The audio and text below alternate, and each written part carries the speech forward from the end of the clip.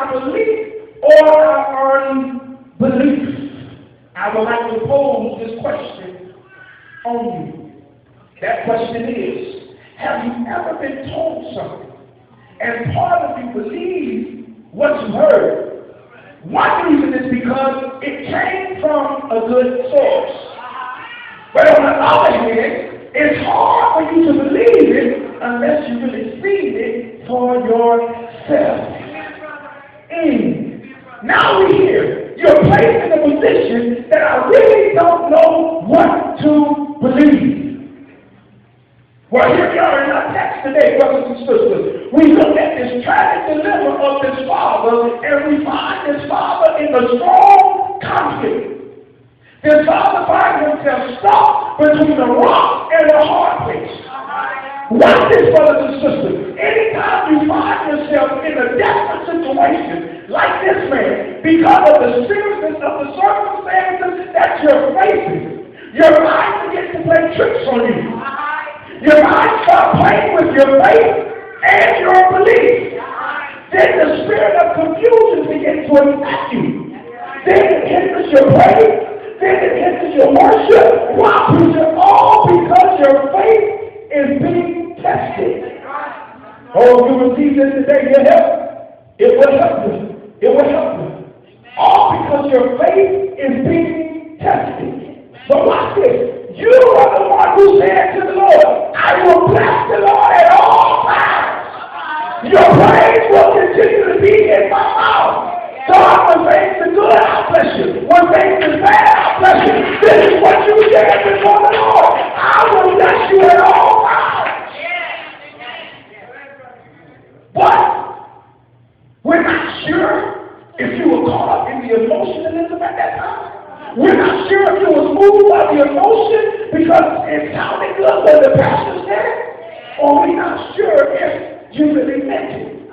But watch this. What you need to know is this, that your word and your promises will be tested. Yeah. Your word will be tested. Your promises will be tested. Now, this father heard about Jesus. This is proved because the Bible tells us that he came to Jesus for help. Somebody say for help. For help. Now the truth be told, somebody came here today for help. So your actions of pressing your way to the church. Hit your neighbor and say that's a good start. That's a good start. Yeah, that's a good start. That's a good start. Verse 17 says, a man from the crowd. Somebody said one from the multitude.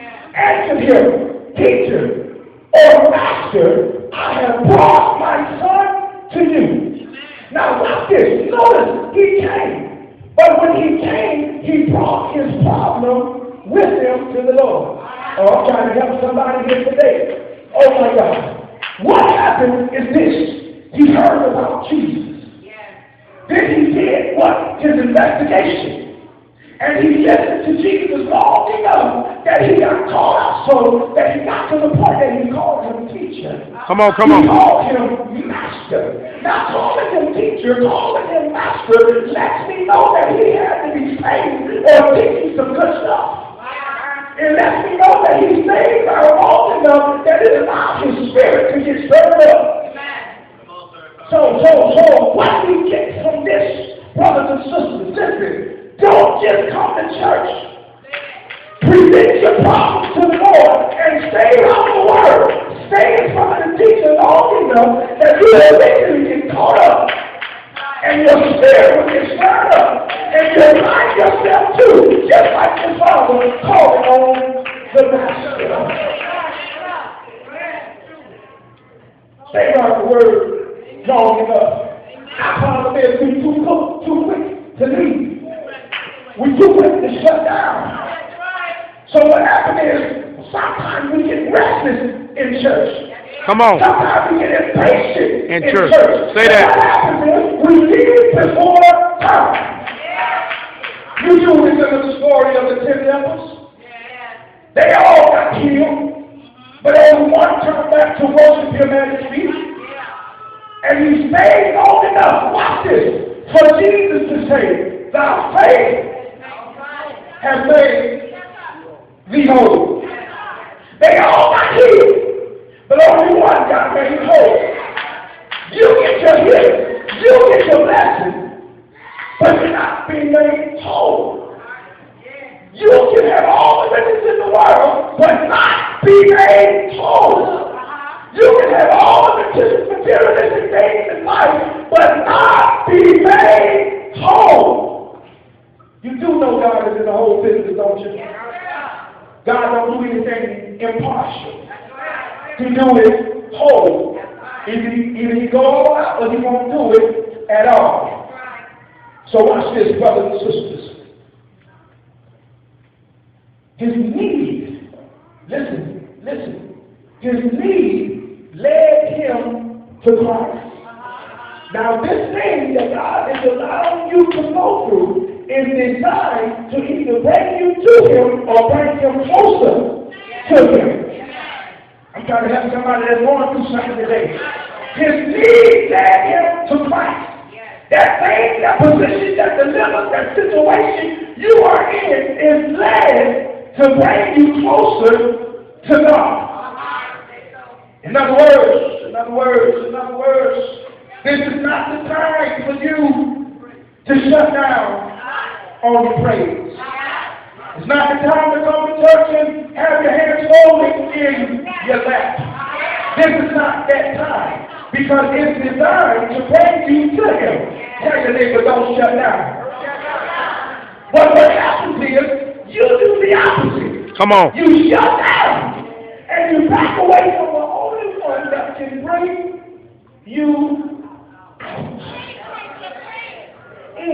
You shut down, and you back away from the only one that can bring you out.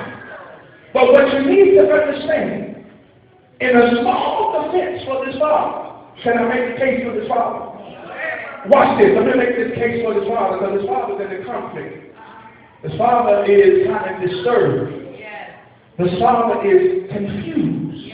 But we know what the Bible says. God is not the author of confusion. So let's try to understand this father's way of thinking. Remember, a prophet is not welcomed or received in his own town. Preach that. On this note, Jesus had not done many miracles in his hometown because of their unbelief. Wow. Fact of the matter is, this is the only time where he heard Jesus himself murmuring and complaining about the people because they did not believe. And all they saw him as the carpenter's son. The carpenter. That's why in the opening scriptures he says, how long will I put up with your unbelief? How long will I deal with this faithless generation? This is the only time you find Jesus murmuring and complaining, because the people who claim to be of God do not have faith and they do not believe. Come on now. Now, his father is truly in a conflict. Why? Because he heard, but really don't believe. He was not yet totally convinced. Say that. Now, if you pay attention to the disciples in the Bible, they didn't believe. And their disbelief hindered their power to perform miracles like the Master. So I can understand why this father didn't believe in them, because they had tried to cast out the demon first. Verse 18 proves it. It says, the Father lets us know that he went to the disciples first and asked them to expel this demon, and they could not. Then, verse 28, you get the disciples telling on themselves. They're guilty as charged. And they said, now as they entered into the house, the disciples pulled Jesus to the side and privately asked him, why couldn't we cast out this spirit? Brothers and sisters, can you see yourself in this place?